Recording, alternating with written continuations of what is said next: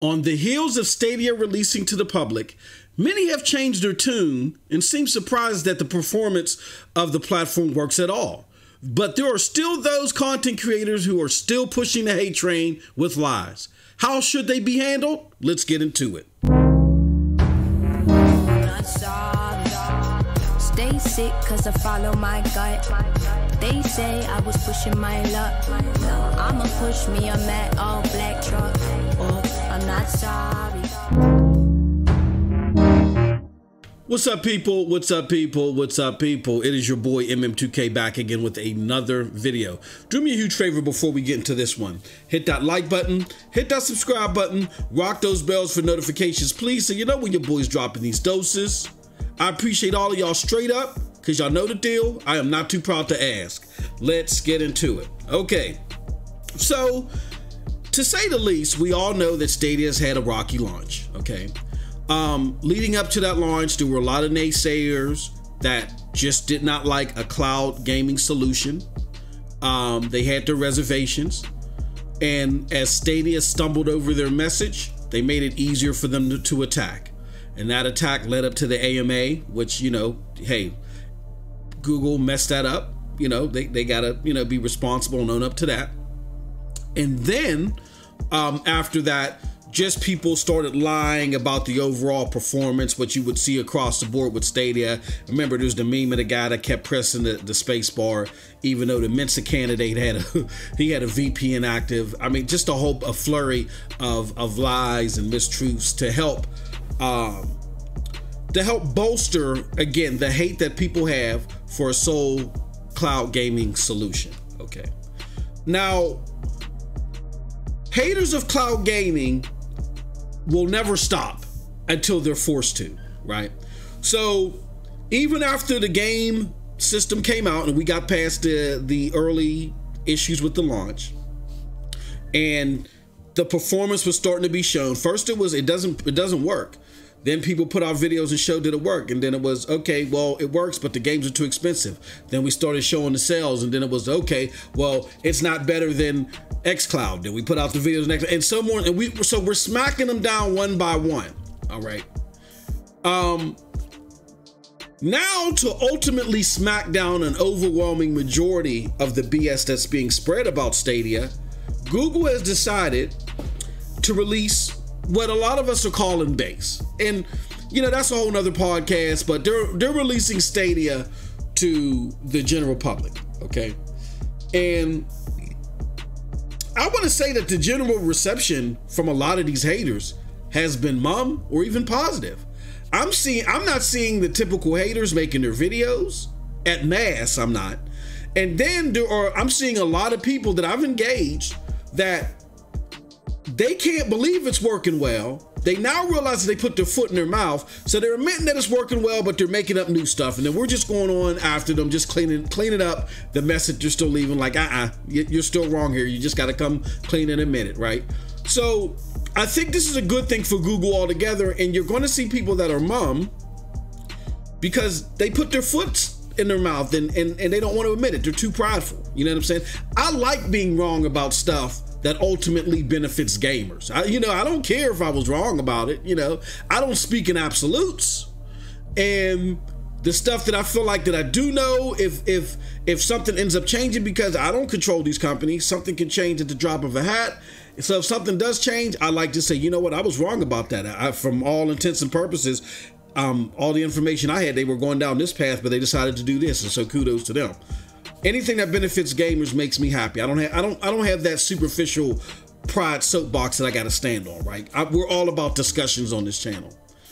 That being said, not everybody's on board, and that's okay. You have some people that legitimately have tried the experience and it's not working out for them. I know some personally, and that's fine. That's okay. It's not going to be for everybody. For crying out loud, Fortnite. Everybody can't play Fortnite because they may not have the legitimate internet ability to play Fortnite. Does that mean Fortnite is dead and gone and dead in the water? No, it's just there's a sector that can't play it. You know, they got to go somewhere else. So everything is not going to be for everybody. And cloud gaming in its infancy, especially Soul Cloud Gaming Solutions, may not be for everybody within the first 5 to 6 months, for crying out loud. But there's a lot of building going on behind the scenes. Okay, but with that said, you have a few stragglers that still are talking mess. And I'm not going to name any names. Normally, I've called these people out 1,000 times. They're the podcasters that like to sound like this. They're knowledgeable, but they don't play any damn games. You know who I'm talking about, right? I'm not going to name any names for the sake of I'm no longer going to feed their BS channels. I'm not going to subjugate anybody to their clickbait unless it's necessarily the utmost necessary thing to do, okay? But here's the thing. I got a lot of people in the Stadia community that I'm talking to, and they feel like everybody should get mowed down. You know what I'm saying? They say, hey, look, man, pull out the Tommy gun and chop them up. You know what I'm saying? And I don't prescribe to that. Like at first, it was important for people to know that this thing worked. Then after we cemented that, and we got people, some of the most staunchest haters, to admit that, especially after that xCloud versus Stadia video that we dropped, then it was important to let people know that we have a community. And that's what happened after Digital Foundry. People were hitting me up and crying, leave them alone, Richard Ledbetter. And now that they know we have a community, now it's time to let people get the game in their hands and show them why the platform is something to behold, right? We don't want to spend our time stuck at level 1 trying to show people that this thing works 24/7, all right? So here's some tips and some guides, because we're progressing here, we're elevating, right? We're maturing, and as we mature and elevate, we got to change our strategy along the way. So here's some tips and guides in regards to that, on things that we should do and who we should encounter and who we shouldn't encounter, you know what I mean, when we look at the grand scheme of things. First and foremost, why some of the people that I mentioned before that talk like this shouldn't even be addressed right now. Their time will come. Reason number one is, when we try to play whack-a-mole, on everything that is anti-Stadia, instead of at this point in juncture spending time showing what's good about the console, now that everybody has access to it, when we're still in stage 1 instead of being in stage 3, and showing what's good about the console, we look like the Google quote-unquote apologists, as they label us to be. Remember when Tom Warren called us Google apologists after we came out after him in regards to using the Destiny 2 numbers as a force equivalency to Stadia engagement, right? We end up looking like the Google apologists that we're not, but they're trying to label us to be. Now, to give a prime example, I'm a big time hip hop fan. And growing up, one of my favorite songs was Self-Destruction, okay? And one of my rappers from that time was Heavy D, okay? And the song Self-Destruction was about crime in the inner city and how people on the periphery outside in the inner city didn't understand what the elements of that crime was. They just basically summed it up to everybody within the inner city are animals, or, you know, they're heathens, and everybody, they love this stuff. They love that this is happening around them, right? And so rappers came out with the song Self-Destruction to try to better broadcast what was going on in the inner city, and why, you know, it wasn't everybody is not loving this stuff. Some people are just subjugated to this because they have no other out, you know what I mean? And then on top of that, that those that are participating in the mayhem, why it needs to stop, okay? So I love the song growing up. It was a big song for me growing up. And one of the rappers that was in the song, it was a collaboration by different rappers. One rapper is the late Heavy D, R.I.P. to him. And one of the lines that he says is, "They call us animals, I don't agree with them. I prove them wrong, but right is what you're proving them." All right. Now again, I'm not trying to get all political and social political here. No, the reason why this connects to what I'm saying here in this video is, again, when we sit there and we attack every non-positive thing said about Stadia, we look like Stadia apologists. When our avatars get shown, or when we pop up, when all they can see from us is, I don't like what you have to say, I don't like what you have to, opposed to us showing more examples of the latter, then it's like what Heavy D said in this scenario. I'll prove them wrong, but right is what you're proving them. We done moved from stage 1 to stage 3, y'all. We can't be acting like we're in stage 1 again. People know that this works. People know that there's a community. And now people have this in their hands. So we can't be acting like this is still November 19th. We got to be playing chess, y'all. Okay?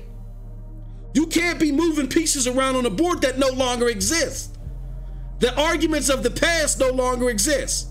We still want to focus on hate and lies, but we got to be a little bit more methodical when we're doing it, okay?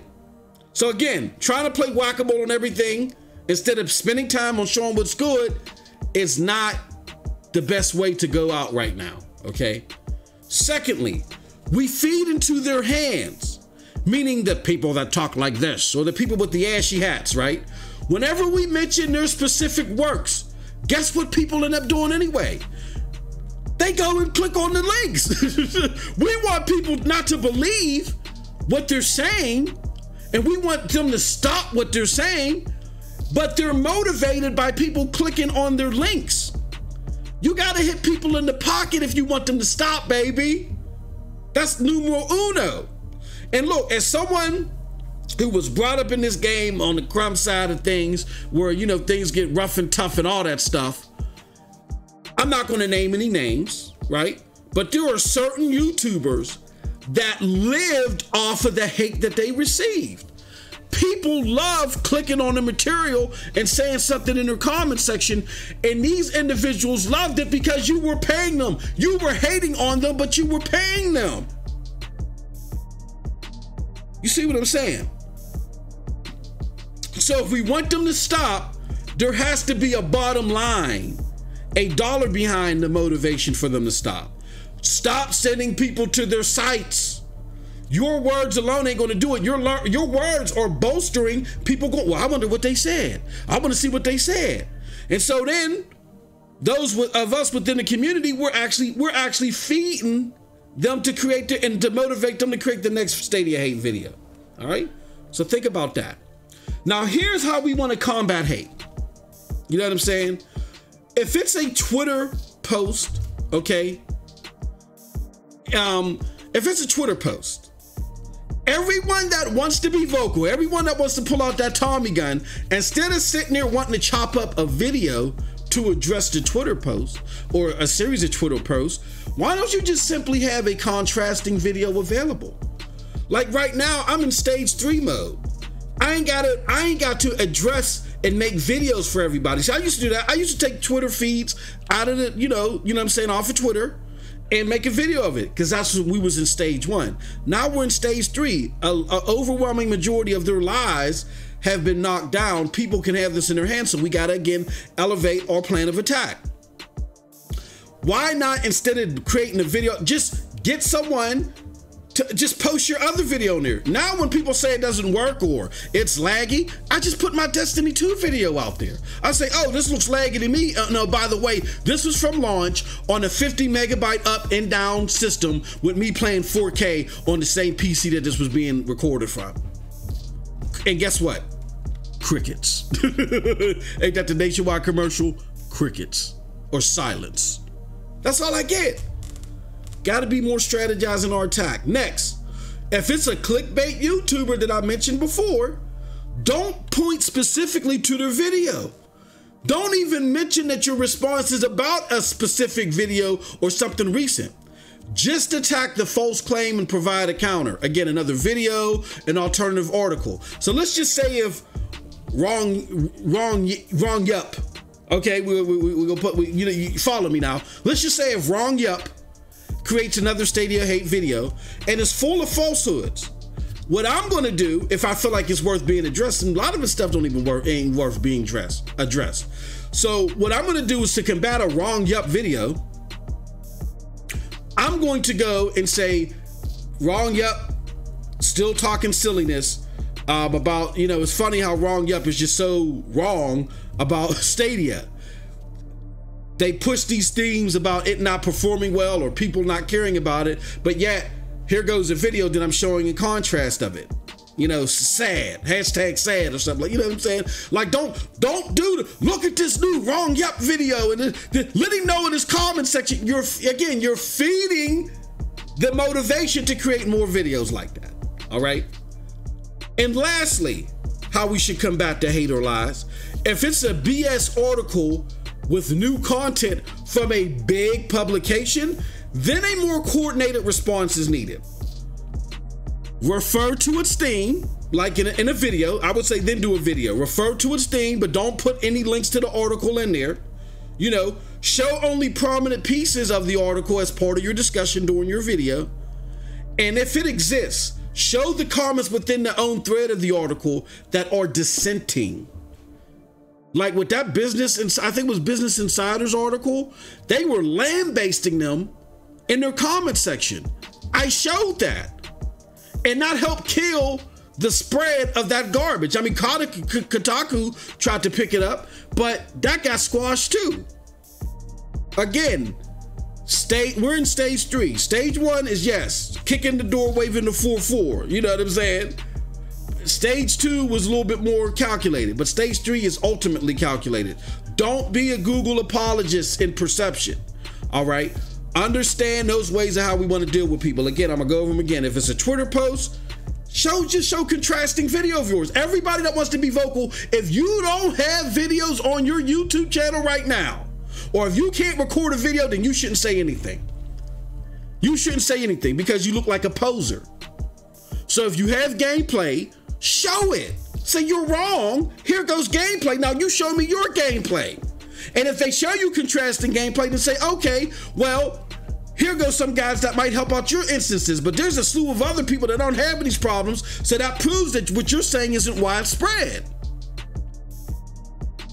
Number 2, if it's something from the clickbaity YouTubers, just talk about the overall thing. Do not direct people to the videos. That's what they want you to do. And lastly, if it's a big time BS article from a big time contributor or big time publication, then yes, it deserves a little bit more focus. But again, don't provide links. Don't give them what they want. Don't add to their AdSense revenue. Okay. So with that said, hopefully this was long-winded, but hopefully people will understand and take heed to this guide and utilize it to the best of their ability. We're in stage 3 right now, people.